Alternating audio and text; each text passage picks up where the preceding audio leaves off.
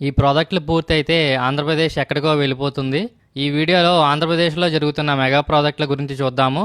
ఇవి పూర్తి అయితే పక్క రాష్ట్రాలకు వెళ్లకుండా ఆంధ్రాలోనే జాబ్స్ చేసుకునే స్టేజ్కి ఆంధ్రప్రదేశ్ ఎదిగే అవకాశం ఉంది. అందరికీ నమస్కారం, వెల్కమ్ టు హేబ్రో ఛానల్. మొదటి మెగా ప్రాజెక్ట్ ఆంధ్ర రాజధాని అమరావతి నిర్మాణం. కృష్ణానది ఒడ్డున గుంటూరు జిల్లాలో నిర్మిస్తున్న రాజధాని అమరావతి విజయవాడ కనకదుర్గమ్మ గుడికి, అమరావతి గుడికి, గుంటూరుకి మధ్యలో ఉంటుంది. క్యాపిటల్ సిటీ తుళ్ళూరు, మంగళగిరి, తాడేపల్లి మండలాల్లోని 25 గ్రామాల్లో 217 చదరపు కిలోమీటర్స్లో విస్తరించి ఉంటుంది. అమరావతి క్యాపిటల్ సిటీని 9 థీమ్ సిటీస్గా డివైడ్ చేశారు. Government city, finance city, tourism, justice, media, sports, electronics, health and knowledge city. ఈ క్యాపిటల్లో ప్రయాణించడానికి సులువుగా రోడ్స్ని గ్రిడ్ నెట్వర్క్ తరహాలో డిజైన్ చేశారు. అలానే అమరావతి చుట్టూ 2 రింగ్ రోడ్లను కూడా ప్రపోజ్ చేశారు.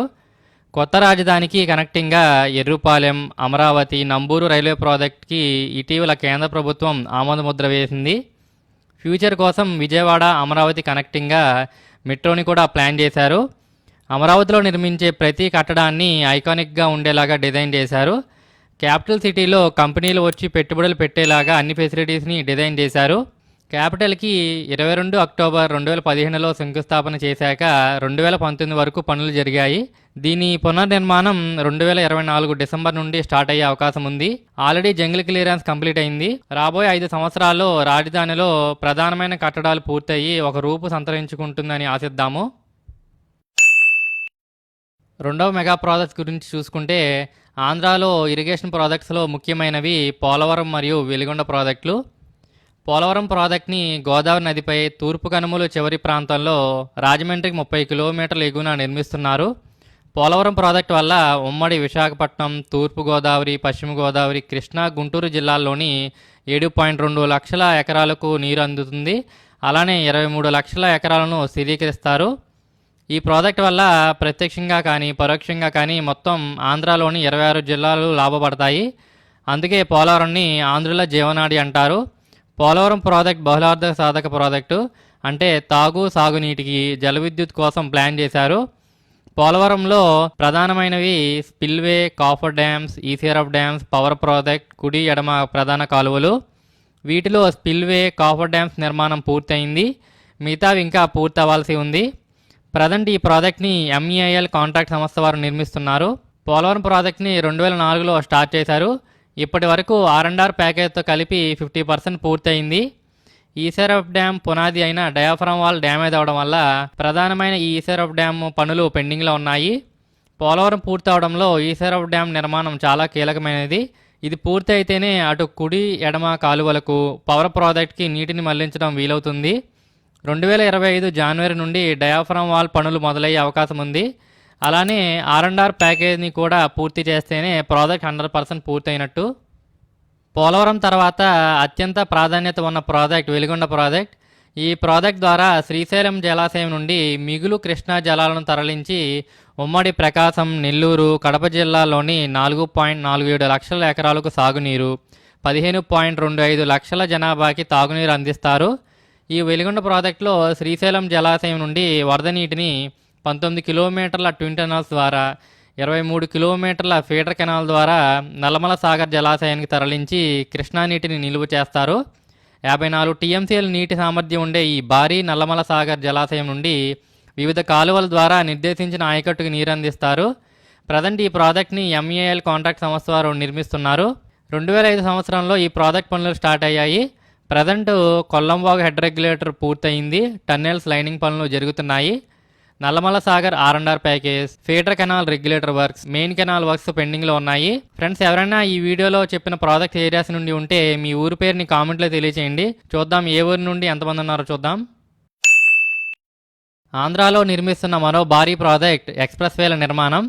Vijayawada Bengaluru expressway, Vijayawada Nagpur expressway, Visakha Raipur, Hyderabad Visakha, Bengaluru Chennai, Chittoor Thachur, Surat Chennai express వేలు.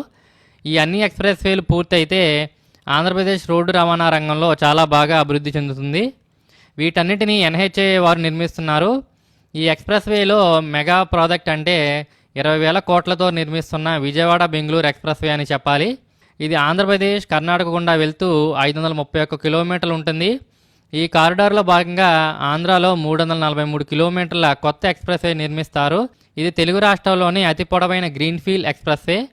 ఈ కారిడార్ని 3 భాగాలుగా విభజించారు. విజయవాడ నుండి బాపట్ల జిల్లా ముప్పవరం వరకు, శ్రీ సత్యసాయి జిల్లా కొడికొండ నుండి బెంగళూరు వరకు ఆల్రెడీ ఉన్న హైవేస్ని యూజ్ చేస్తారు. ముప్పవరం నుండి కొడికొండ వరకు access control greenfield express way నిర్మిస్తారు, అంటే కొత్త హైవే వేస్తారు. దీనికి NH 544G అనే నెంబర్ కేటాయించారు. ఈ ఎక్స్ప్రెస్ వే బాపట్ల, ప్రకాశం, SPSR నెల్లూరు, వైఎస్ఆర్ కడప, శ్రీ సత్యసాయి జిల్లాల మీదుగా వెళ్తుంది. ఇంకా ఎగ్జాక్ట్గా ఏ ప్రాంతాల మీదుగా వెళ్తుందో అని రూట్ మ్యాప్ని చూపిస్తూ ఒక వీడియో చేశాను. ఆ వీడియో కూడా చూడండి ఫ్రెండ్స్. ఈ 6 వరుసల ఎక్స్ప్రెస్ వేలో 13 ప్రాంతాల్లోనే హైవే నుండి బయటకు లోపలకు వెళ్ళడానికి వీలుంటుంది. వీటిని ఇంటర్చేంజెస్ అంటారు. ఈ ఎక్స్ప్రెస్ వే వల్ల విజయవాడ బెంగళూరు మధ్య 120 కిలోమీటర్ల దూరం, 4.5 గంటల ప్రయాణ సమయం తగ్గనుంది. ఈ ప్రాజెక్ట్ని 14 ప్యాకేజీలుగా డివైడ్ చేశారు. 2024 మార్చిలో పనులు మొదలయ్యి చాలా ఫాస్ట్గా వర్క్స్ జరుగుతున్నాయి. ఈ ప్రాజెక్ట్ని స్టార్ట్ చేసిన 2 ఇయర్స్లో కంప్లీట్ చేయాలని టార్గెట్. ఇప్పుడు రైల్వే ప్రాజెక్ట్ గురించి చూసుకుంటే దీంట్లో భారీ ప్రాజెక్ట్ అంటే నడికుడి శ్రీకాళహస్తి రైల్వే ప్రాజెక్ట్ అనే చెప్పాలి. ఈ ప్రాజెక్టులో భాగంగా పల్నాడు జిల్లా పిడుగురాల నుండి ప్రకాశం, నెల్లూరు జిల్లాల మీదుగా తిరుపతి జిల్లా వెంకటగిరి వరకు 309 కిలోమీటర్ల కొత్త ఎలక్ట్రిక్ సింగిల్ రైల్వే ట్రాక్ వేస్తారు. ఇది తెలుగు రాష్ట్రాల్లోనే నిర్మాణంలో ఉన్న అతి పొడవైన రైల్వే ప్రాజెక్ట్. ఈ ప్రాజెక్ట్ని 2011-12 సంవత్సరంలో 2289 కోట్లతో శాంక్షన్ చేశారు. ఈ ప్రాజెక్ట్కి డిసెంబర్ 2016లో శంకుస్థాపన జరిగాక 2017లో పనులు స్టార్ట్ అయ్యాయి. యాక్చువల్గా ఈ ప్రాజెక్ట్ని స్టార్ట్ చేసిన 5 ఇయర్స్లో కంప్లీట్ చేయాలి. ఈ ప్రాజెక్ట్ కాస్ట్లో సగం స్టేట్ గవర్నమెంట్, సగం సెంట్రల్ గవర్నమెంట్ భరిస్తుంది. అలానే రైల్వే ట్రాక్కి సరిపడా భూమిని స్టేట్ గవర్నమెంటే సొంత ఖర్చుతో సేకరించి రైల్వే డిపార్ట్మెంట్కి అప్పగించాల్సి ఉంది. ఈ ప్రాజెక్ట్ స్టేటస్ చూసుకుంటే 2021లో న్యూ పిడుగురాల నుండి సేవల్లిపురం మధ్యన 46 కిలోమీటర్ల కొత్త ట్రాక్ మరియు ఎలక్ట్రిఫికేషన్ పూర్తయ్యి అందుబాటులోకి వచ్చింది. మార్చి 2024లో గుండ్లకమ్మ నుండి దర్శి వరకు 26 కిలోమీటర్ల ట్రాక్లో డీజిల్ ట్రైన్ని రన్ చేశారు. దీనితో ఈ పోర్షన్లో డీజిల్ ట్రైన్స్ 75 కిలోమీటర్స్ మ్యాక్సిమం స్పీడ్తో తిరిగేలాగా అనుమతి లభించింది. ఎలక్ట్రిఫికేషన్ అవ్వడానికి ఇంకా సమయం పడుతుంది. అక్టోబర్ 2024లో పొదిలికి గూడ్స్ ట్రైన్ వచ్చింది. దర్శి కనిగిరి మధ్యన 53 కిలోమీటర్ల లైన్లో 60% మట్టి పనులు మరియు బ్రిడ్జి పనులు పూర్తయ్యాయి. కనిగిరి నుండి వెంకటగిరి మధ్యన పనులు ఇంకా మొదలవ్వాల్సి ఉంది. ఓవరాల్గా ఈ కొత్త ట్రాక్లో ప్యాసింజర్ ట్రైన్స్ అయితే ఇంకా స్టార్ట్ అవ్వలేదు. అట్లీస్ట్ పిడుగురాల నుండి దర్శి వరకు ఫినిషింగ్ స్టేజ్లో ఉన్న వర్క్ కంప్లీట్ చేసి ట్రైన్స్ నడిపితే బాగుంటుంది. మీరేమంటారు ఫ్రెండ్స్? 5వ మెగా ప్రాజెక్ట్ ఏపీలో నిర్మిస్తున్న పోర్ట్ల నిర్మాణం. ఆంధ్రప్రదేశ్ 974 కిలోమీటర్ల పొడవైన సముద్ర తీర ప్రాంతంతో దేశంలోనే 2వ స్థానంలో ఉంది. ప్రజెంట్ ఏపీలో 6 పోర్ట్లు ఉన్నాయి. వీటిలో వైజాగ్ పోర్టు మేజర్ పోర్టు, మిగతావి నాన్ మేజర్ పోర్ట్లు. మేజర్ అంటే central government control, non major అంటే స్టేట్ గవర్నమెంట్ కంట్రోలు. ఇప్పుడు ఉన్న ఈ 6 పోర్టులతో పాటు తీర ప్రాంతంలో విశాఖ, చెన్నై ఇండస్ట్రియల్ కారిడార్లో సరుకు రవాణా పెంచడం కోసం 4 నాన్ మేజర్ గ్రీన్ఫీల్డ్ పోర్టులు నిర్మిస్తున్నారు. అవి శ్రీకాకుళం జిల్లాలోని మూలపేట పోర్టు, కాకినాడ జిల్లాలోని కాకినాడ గేట్వే పోర్టు, కృష్ణా జిల్లాలోని మచిలీపట్నం పోర్టు, నెల్లూరు జిల్లాలోని రామాయపట్నం పోర్టు. ఈ 4 కొత్త పోర్టుల ద్వారా అదనంగా ప్రతి సంవత్సరం 100 మిలియన్ మెట్రిక్ టన్నుల కార్గో కెపాసిటీ ఆంధ్రప్రదేశ్లో పెరగనుంది. వీటిలో రామాయపట్నం, కాకినాడ గేట్వే పోర్టుల నిర్మాణం 2022లో స్టార్ట్ చేశారు. మచిలీపట్నం, మూలపేట పోర్టుల నిర్మాణం 2023లో స్టార్ట్ చేశారు.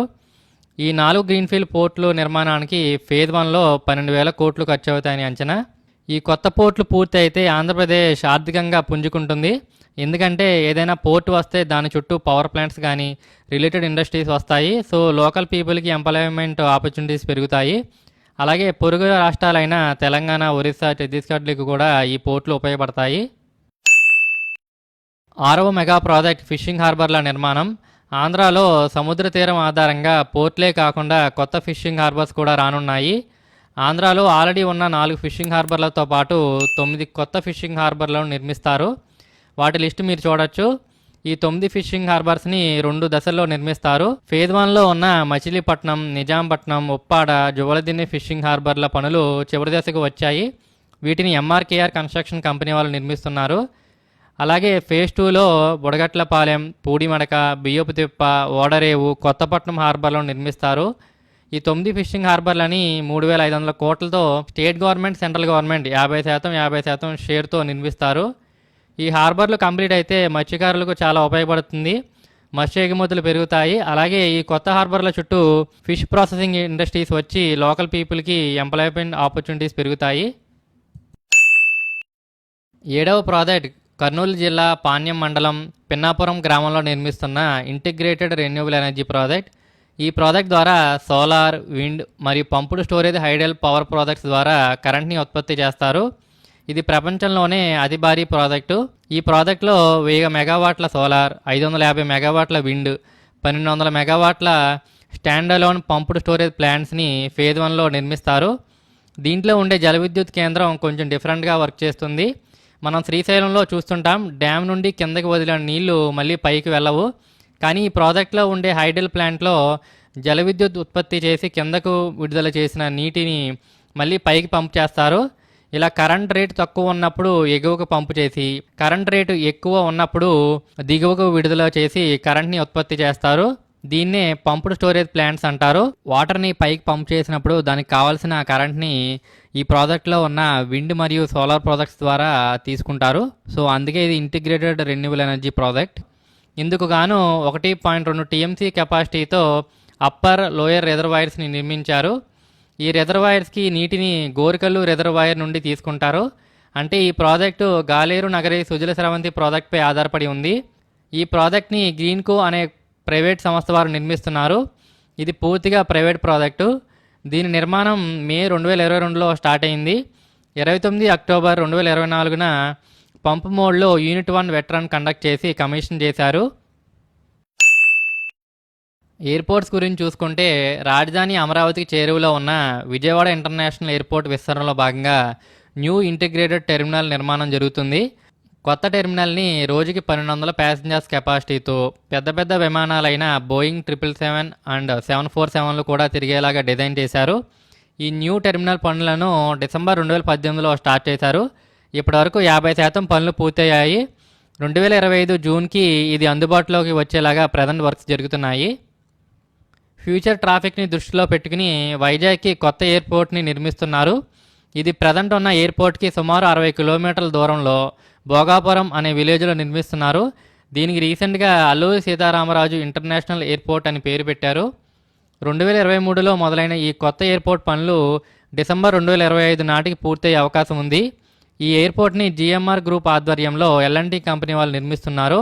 2200 ఎకరాల్లో విస్తరించి ఉండే అల్లూరి సీతారామరాజు ఎయిర్పోర్ట్ని ఫేజ్ 1లో 6 మిలియన్ ప్యాసింజర్ కెపాసిటీతో 4,592 కోట్లతో నిర్మిస్తున్నారు. 9వ భారీ ప్రాజెక్ట్ ఆంధ్రాలో నిర్మాణంలో ఉన్న అతి పొడవైన గ్రీన్ఫీల్డ్ బైపాస్ విజయవాడ బైపాస్. ఇది 6 వరుసలతో 48 కిలోమీటర్లు పొడవుంటుంది. దీన్ని 2 ప్యాకేజెస్గా డివైడ్ చేసి 2021లో పనులు మొదలుపెట్టారు. ఈ బైపాస్నే వెస్ట్ బైపాస్ అని కూడా పిలుస్తారు. ఈ బైపాస్లో కృష్ణా నదిపై 3.1 కిలోమీటర్ల పొడవైన భారీ బ్రిడ్జ్ను నిర్మిస్తున్నారు. ఈ బైపాస్ రాజధాని అమరావతి మీదుగా వెళ్తూ రాజధానికి విజయవాడ సైడ్ నుండి కనెక్టివిటీ ఇవ్వడంలో కీలకమైన పాత్రని పోషిస్తుంది. ప్యాకేజ్ 3 నిర్మాణం చివరి దశకి వచ్చింది. ఇంకో 6 నెలల్లో అందుబాటులోకి రావచ్చు. ప్యాకేజ్ 4 అయితే ఇంకొక 1.5 ఇయర్ పట్టచ్చు.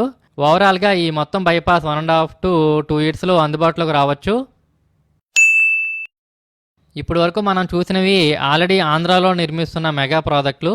ఫ్యూచర్లో వచ్చే భారీ ప్రాజెక్టుల గురించి చూసుకుంటే విజయవాడ హైదరాబాద్ హైవే 6 వరుసల విస్తరణ. తెలుగు రాష్ట్రాల్లో ముఖ్యమైన హైదరాబాద్ విజయవాడ మధ్య NH65 హైవేని 4 వరుసల నుండి 6 వరుసలుగా విస్తరించడానికి అడుగులు పడుతున్నాయి. దీనికోసం DPR రెడీ చేయడానికి టెండర్లు పిలిచారు. ఆల్రెడీ 2010 సంవత్సరంలో 4 వరుసలుగా విస్తరించినప్పుడే 6 వరుసలకు సరిపడా భూమిని సేకరించడంతో DPR రెడీ అయితే విస్తరణ పనులు అతి త్వరలో మొదలయ్యే అవకాశం ఉంది. నిత్యం రద్దీగా ఉండే ఈ హైవేని 6 వరుసలుగా విస్తరించడంతో తెలుగు రాష్ట్రాల మధ్య ప్రయాణం సులువవుతుంది. అలాగే విజయవాడకి రింగ్ రోడ్ని పూర్తి చేయడం కోసం ఆల్రెడీ నిర్మిస్తున్న వెస్ట్ బైపాస్కి ఆపోజిట్ సైడు ఈస్ట్ బైపాస్ని 49 కిలోమీటర్ల పొడవు 4 వరుసలతో ప్రపోజ్ చేశారు. దీనికి రీసెంట్గా DPR రెడీ చేసి ఫైనల్ అప్రూవల్కి పంపారు. ఇది పూర్తయితే విజయవాడ నుండి అటు చెన్నై, వైజాగ్, హైదరాబాద్ వైపు వెళ్లడం సులువవుతుంది. ఈ ప్రాజెక్ట్కి నిర్మాణం ఏమీ కాకుండా భూసేకరణ ఖర్చుని కూడా కేంద్ర ప్రభుత్వమే భరించనుంది. ఈ భూసేకరణ ఖర్చుకి బదులుగా ఎన్హెచ్ఏకి 100 ఎకరాలను రాష్ట్ర ప్రభుత్వం ఇవ్వాల్సి ఉంది. ఈ 100 ఎకరాల్లో మల్టీమోడల్ లాజిస్టిక్ పార్క్ని ఎన్హెచ్ఏ నిర్మించనుంది. ఇది విజయవాడ సమీపం ఉన్న కొండపల్లిలో వచ్చే అవకాశం ఉందని రీసెంట్గా న్యూస్ వచ్చింది. మూడవ ఫ్యూచర్ ప్రాజెక్ట్ 60,000 కోట్ల పెట్టుబడితో బీపీసీఎల్ ఆంధ్రాలో integrated refinery cum petrochemical complex నిర్మించనుంది. దీన్ని స్టార్టింగ్లో మచిలీపట్నంలో నిర్మిస్తారని న్యూస్ వచ్చింది. బట్ ఇప్పుడు నెల్లూరు జిల్లా రామాయపట్నం పోర్ట్ సమీపాలు నిర్మిస్తారు అని న్యూస్ వస్తుంది. ఎక్కడైనా పర్లేదు, మన ఆంధ్రాలో నిర్మిస్తే చాలు. ఇంకా 4వ ప్రాజెక్టు రాష్ట్రంలో 2 ఇండస్ట్రియల్ స్మార్ట్ సిటీస్ని డెవలప్ చేయనున్నారు. కర్నూలు జిల్లా ఓరవకల్లుని, కడప జిల్లాలోని కొప్పర్తిని ఇండస్ట్రియల్ హబ్స్గా డెవలప్ చేస్తారు. వీటిని నేషనల్ ఇండస్ట్రియల్ కారిడార్ డెవలప్మెంట్ ప్రోగ్రాంలో భాగంగా డెవలప్ చేస్తారు. హైదరాబాద్ బెంగళూరు ఇండస్ట్రియల్ కారిడార్లో ఉండే ఓరవకల్ నోడ్ని 4,742 ఎకరాల్లో, విశాఖపట్నం చెన్నై ఇండస్ట్రియల్ కారిడార్లో ఉండే కొప్పర్తి నోడ్ని 6,740 ఎకరాల్లో నిర్మిస్తారు. వీటిని 28,000 కోట్లతో కేంద్ర ప్రభుత్వం నిర్మించనుంది. ఈ 2 ఇండస్ట్రియల్ హబ్స్ వల్ల సుమారు 90,000 ఉద్యోగాలు వచ్చే అవకాశం ఉంది. సో ఇవి ఫ్రెండ్స్ ఆంధ్రలోని మెగా ప్రాజెక్టులు. ఇవన్నీ పూర్తయ్యి ఆంధ్రప్రదేశ్ డెవలప్ అయ్యి పక్క రాష్ట్రాలకు వెళ్లకుండా ఆంధ్రాలోనే జాబ్స్ చేసుకునే స్టేజ్కి ఆంధ్రప్రదేశ్ ఎదగాలని మనస్ఫూర్తిగా కోరుకుందాము. మీరు ఈ ప్రాజెక్ట్స్ గురించి ఏమనుకుంటున్నారో కామెంట్లో తెలియజేయండి ఫ్రెండ్స్. ఈ వీడియోకి లైక్ చేయండి, షేర్ చేయండి, మా డాడీ ఛానల్కి సబ్స్క్రైబ్ చేసుకోండి. Thank you.